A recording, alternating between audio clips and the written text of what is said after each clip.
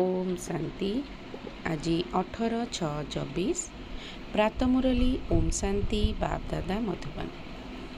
आज महावाक्य बाबा कहले मीठे बच्चे अवगुण गुड़ी को समाप्त करने संपूर्ण प्रयास कर। जो गुणर अभाव रही तार हिसाब रख। दिव्य गुणर दान दियो तेबे गुणवान होइजिब।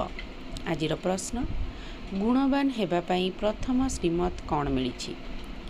उत्तर मीठे बच्चे जदि तुम्हें गुणवान हेबाकु चाहुच तेबे काहारी देह को देख नहीं, निजको आत्मा मने कर, एकमात्र बाबा ठारू शुण, बाबा को ही देख, मनुष्य मत को देख नहीं।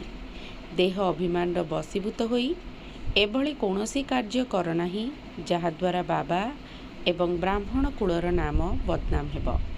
ओलटा चालीचलन द्वारा केबे भी गुणवान होई पारिब नाही। सेमानंकु कुलर कलंक बोली कुहाजिब।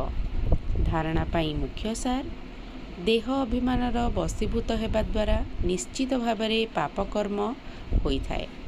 देह अभिमानी को केउठी भी ठाब मिलिब नाही। सेथिपाई देही अभिमानी हेबार पूर्ण प्रयास कर। तुमर कौनसी कर्म बाबांकर निंदा कराइबा भली न हेउ।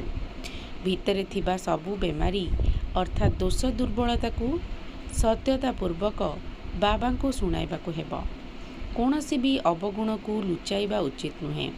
निजको जांच करिबाकु हेब जे मो भितरे कौन कौन अवगुण सबु रहिछि। पाठ पढ़ा द्वारा निजको गुणवान करिबाकु हेब।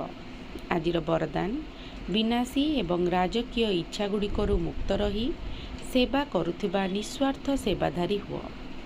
ब्रह्मा बाबा जेपरी कर्मर बंधनरु मुक्त स्वतंत्र आत्मा हेबार प्रमाण देले। केवल सेवा प्रति स्नेह व्यतीत अन्य कौनसी बंधन नथिला, कारण सेवा करिबारे जेउ विनाशी राजकीय इच्छा रही थाए ताहा मध्य हिसाब किताबर बंधन रे बांधी देई थाए। सच्चा सेवाधारी एही भली हिसाब किताब ठारू मध्य मुक्त रही थांती। जेपरी देहर मध्य बंधन रहिछि एवं देहर संबंध गुड़िकर मध्य बंधन रहिछि, सेहीपरि सेवा क्षेत्र रे स्वार्थ भाव रखिबा मध्य बंधन अटे।